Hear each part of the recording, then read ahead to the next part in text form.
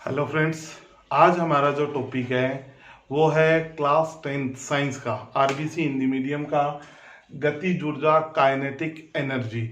गतिज ऊर्जा किसे कहते हैं, गतिज ऊर्जा का सूत्र किस प्रकार से व्युत्पन्न किया जाता है, इसके बारे में हम विस्तार पूर्वक वो चर्चा करेंगे।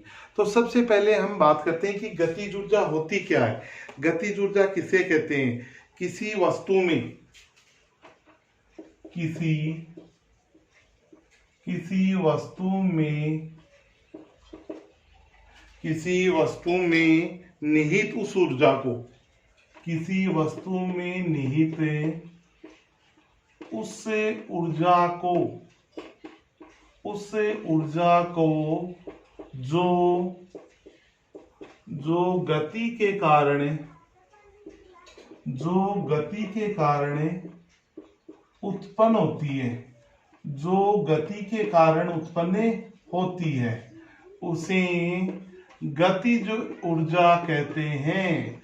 उसे क्या कहते हैं? हम गतिज ऊर्जा कहते हैं। ठीक है, यानी किसी वस्तु में निहित उस ऊर्जा को जो गति के कारण उत्पन्न होती है उसे हम बोलते हैं गतिज ऊर्जा। उदाहरण है जैसे पेड़ से गिरता हुआ फल है, नदी में बहता हुआ पानी है, उड़ता हुआ हवाई जहाज है, चलती हुई कार है, उड़ता हुआ पक्षी है, तेज हवा आदि सभी में कार्य करने की क्षमता उनमें विद्यमान गतिज ऊर्जा के कारण ही होती है। यानी कहने का मतलब सिंपल सा इतना ही है, किसी वस्तु में निहित उस ऊर्जा को जो गति के कारण उत्पन्न होती है उसे हम कहते हैं गतिज ऊर्जा। एक गतिमान वस्तु में उसकी गति के कारण जो ऊर्जा है उसे मापने के लिए हम वस्तु द्वारा किए गए कार्य, उस कार्य के परिमाण को याद करते हैं जो उस वस्तु को विरामावस्था में ला देता है। इसी प्रकार एक वस्तु के विस्थापन से किसी निश्चित वेग v प्राप्त करने के लिए किए गए कार्य उस वस्तु की v वेग पर गतिज ऊर्जा के बराबर होता है।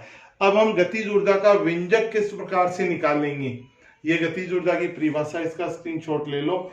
फिर हम गतिज ऊर्जा के व्यंजक के बारे में है वो विस्तार पूर्वक है वो चर्चा करेंगे कि गतिज ऊर्जा का व्यंजक है वो किस प्रकार से प्राप्त किया जाता है, उसके बारे में हम चर्चा करते हैं कि गतिज ऊर्जा का व्यंजक कैसे आएगा।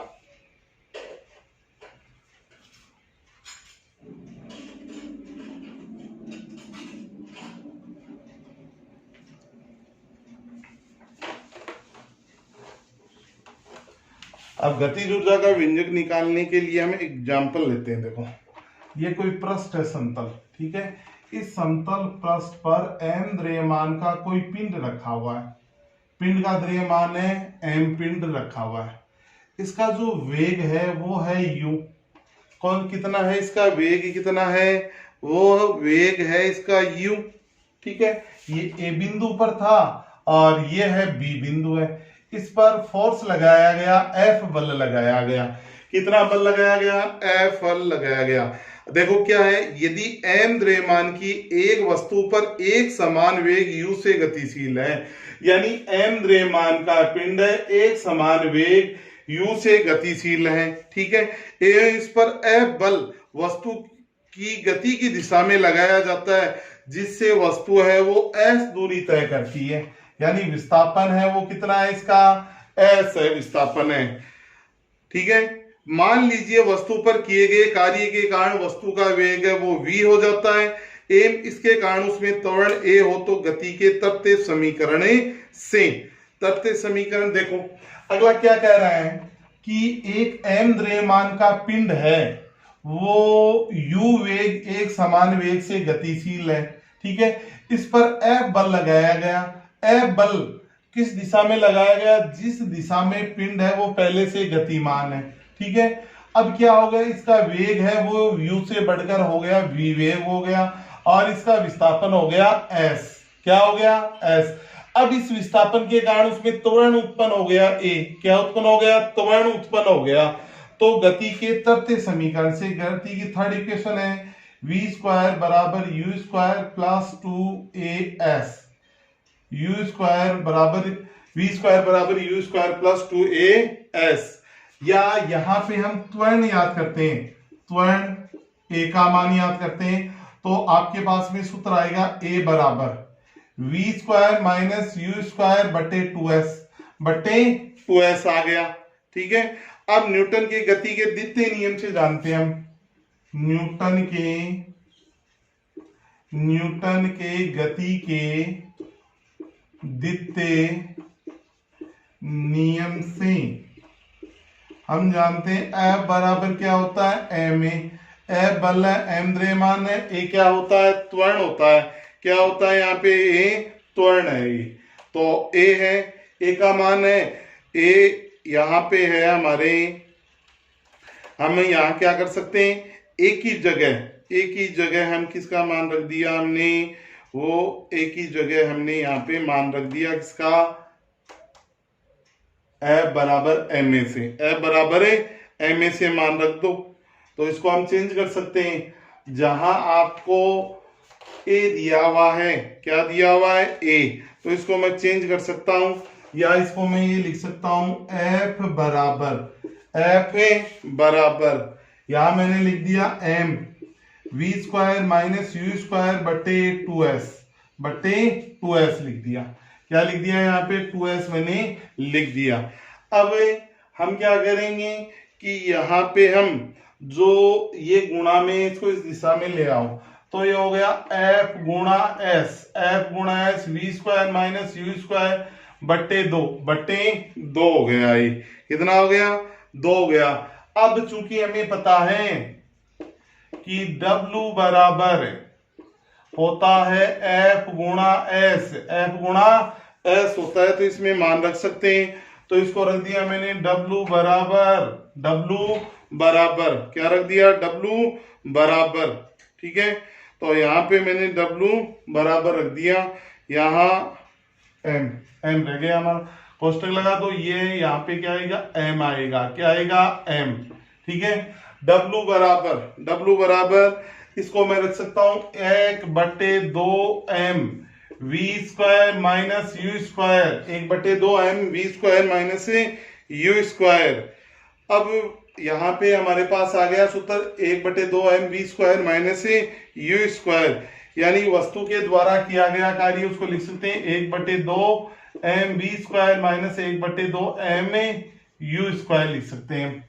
यानी किया गया कार्य 1/2m वी स्क्वायर बराबर माइनस 1/2m यू स्क्वायर।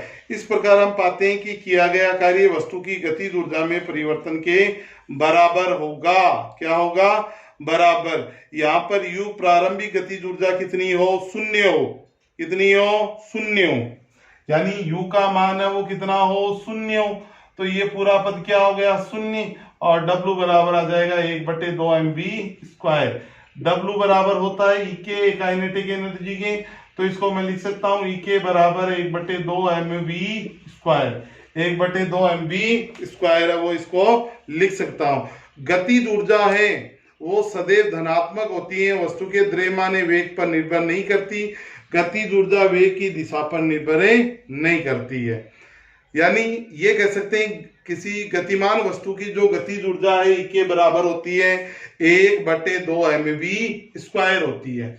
अब इसको हम दोबारा से देखते हैं, एक बार देखना। ठीक है, दोबारा देखो, गतिज ऊर्जा का व्यंजक कैसे निर्धारित किया जाता है। m द्रव्यमान का कोई पिंड है, ठीक है, वो a बिंदु पर रखा हुआ है, u एक समान वेग से वो गतिशील है, ठीक है, उस पर F बल लगाया जाता है। जिस दिशा में वस्तु पहले से क्या है गतिमान है, उस दिशा में उस पर क्या लगाया गया बल लगाया गया, तो इसका वेग हो जाता है v, और वस्तु b बिंदु पर पहुंच जाती है। इस दौरान विस्थापन होता है s। तो गति के तृतीय समीकरण से यहाँ त्वरण भी उत्पन्न होता है, यानी a उत्पन्न होता है एक्सीलरेशन। गति का तृतीय समीकरण है v स्क्वायर बराबर u स्क्वायर प्लस 2as। त्वरण निकालो तो a बराबर v square minus u square बटे 2s।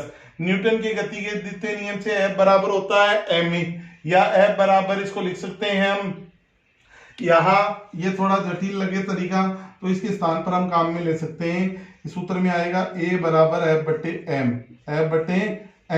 लिख सकते हैं। इसमें a बराबर F बटे क्या लिख सकते हैं m, तो यहाँ क्या होगा m है ना, m वो उस साइड में चला जाएगा, ये F तो ऊपर रहेगा और ये m क्या हो गया, यहाँ भाग में है तो इधर वाली साइड में गुणा में चला गया है, तो ये हो गया f बराबर, तो इसको थोड़ा सा इसको आगे हल कर देता हूँ यहाँ पे तो कंफ्यूजन ना हो आपको, ठीक है। तो यहाँ मैंने लिखा देखो f बराबर m नहीं, तो इसको मैं लिख सकता हूँ a बराबर f बटे m, ठीक है।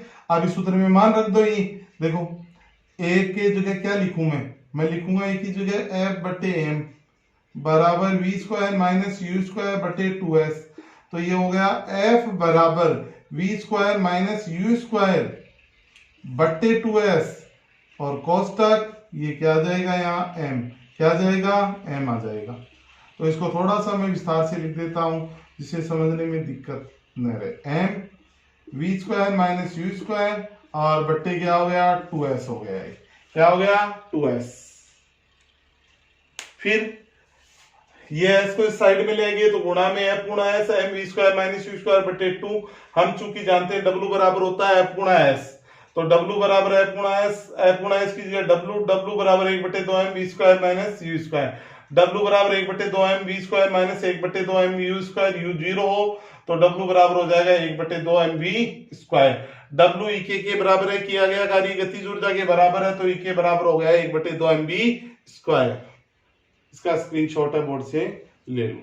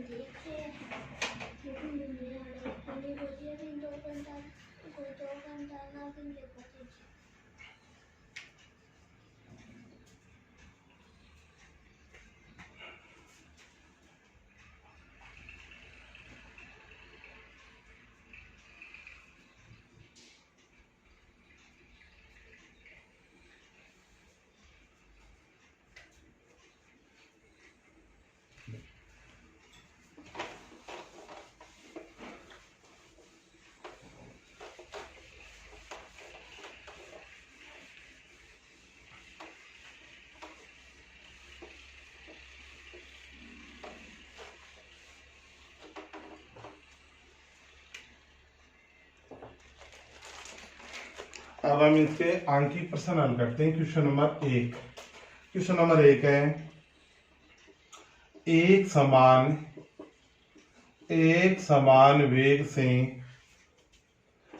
समान वेग से गतिमान वस्तु की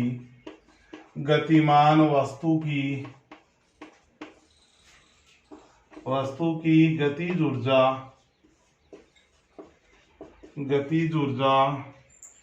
2500 जूल है, 2500 जूल है। यदि उस वस्तु का द्रव्यमान 50 किलोग्राम हो तो उस वस्तु का वेग याद कीजिए। हमें याद करना है उस वस्तु का वेग। अब देखो कैसे हल करेंगे ऐसे प्रश्नों। सबसे पहले बात आती है दिया है, आपको क्या दिया हुआ है। देखो आपको दी हुई है सबसे पहले गतिज ऊर्जा, जिसको हम दर्शाते हैं ईके से। इसका मान है 2500 जूल। कितना है 2500 जूल। 2500 जूल मान दिया हुआ है। गतिज ऊर्जा है उस वस्तु का द्रव्यमान, वस्तु का द्रव्यमान आपको दिया है, m का मान दिया है 50 किलोग्राम। उस वस्तु का वेग याद कीजिए। वेग आपको पूछा गया है, v का मान आपको पूछा गया है। ठीक है, हम जानते हैं कि E के बराबर होता है 1/2 mv स्क्वायर। E के बराबर होता है 1/2 mv स्क्वायर। अब देखो E के का मान तो हमें दिया हुआ है, हमें पूछा किसका गया है, V का मान। तो सूत्र हम लिखेंगे, देखो E इस साइड में रहने दो इक्के को, इक्के गुणा m बटे 2 वी स्क्वायर। इसको मैं लिख सकता हूँ v बराबर अंडर रूट इक्के गुणा m बटे 2। ठीक है, इस सूत्र को हम इस प्रकार से लिख सकते हैं, वी स्क्वायर बराबर, अब मान निकाल लो, v बराबर अंडर रूट इक्के 2500, कितना है 2500 जूल, गुणा m का मान कितना है 50 किलोग्राम बट्टे 2, v बराबर अब क्या करेंगे इसको,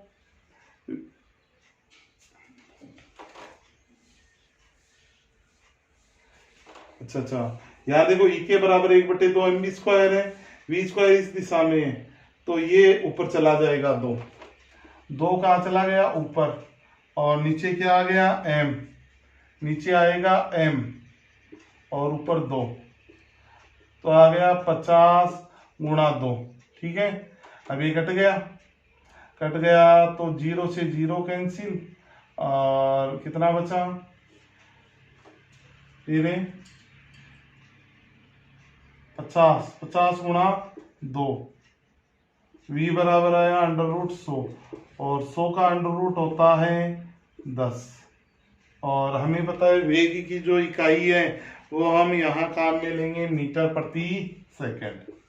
अब देखो आपको दिया है गतिज ऊर्जा के का मान है 2500 जूल, कितना दिया है 2500 जूल, द्रव्यमान दिया है 50 किलोग्राम, वेग निकालना है, हम जानते हैं कि के बराबर 1/2 एम बी स्क्वायर है, हमें निकालना है वी स्क्वायर इके गुणा 2 बटे M, under root V square का मान नहीं निकालना, वी का निकालना, तो अंडर रूट इके गुणा 2 बटे एम, 2500 गुणा 2 बटे 50, 50 गुणा 2, और 100 का अंडर रूट होता है 10, तो उत्तर आ गया वेग का मान 10 मीटर प्रति सेकेंड।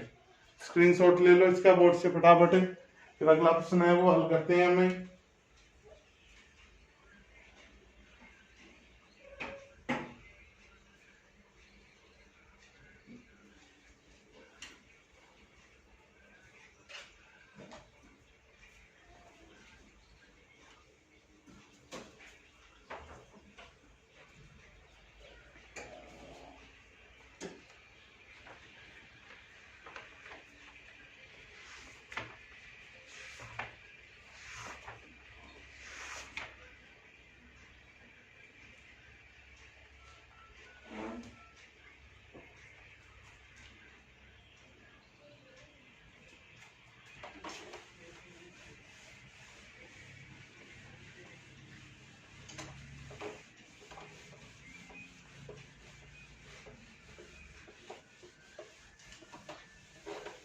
आगे अगला एक क्वेश्चन लेते हैं हम।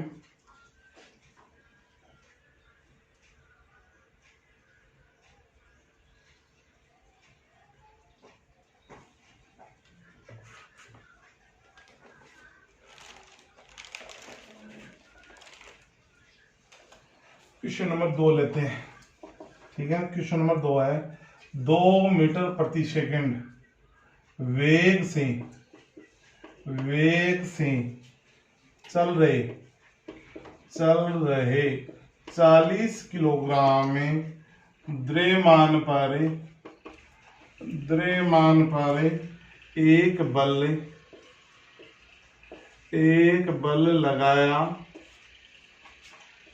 बल लगाया जाता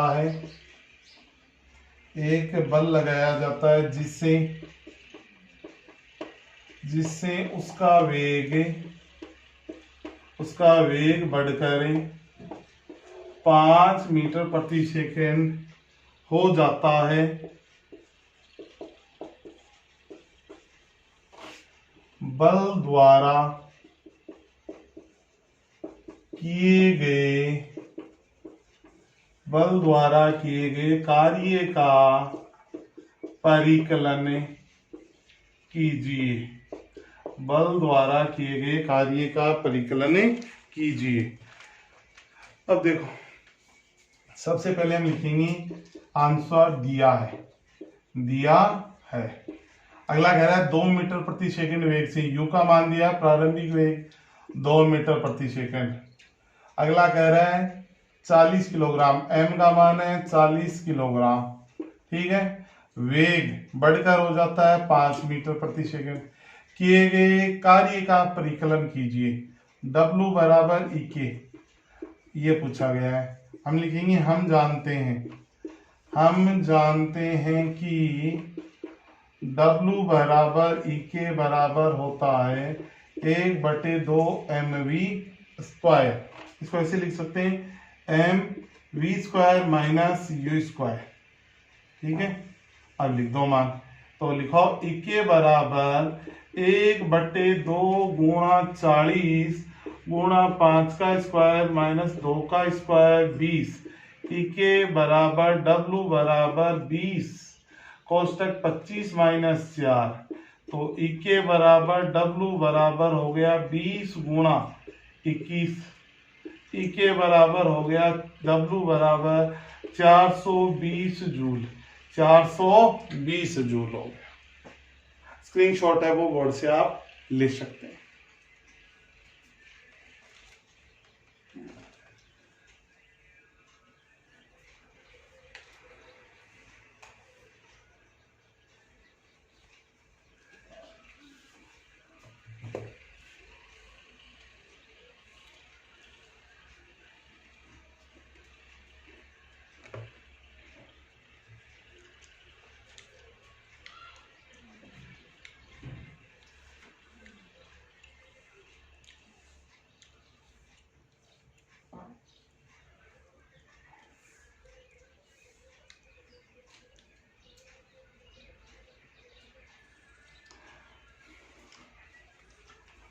हो गया। तो आज का ये हमारा टॉपिक था काइनेटिक एनर्जी, गतिज ऊर्जा किसे कहते हैं, गतिज ऊर्जा का व्यंजक कैसे याद करते हैं, गतिज ऊर्जा के आंकिक प्रश्न है उसको किस प्रकार से हल किया जाता है, उनके बारे में हमने चर्चा की है आज। तो इस टॉपिक को ध्यान से आपको पढ़ना है, नोट्स बनाने हैं। तो आज के वीडियो में इतना ही। Okay, bye.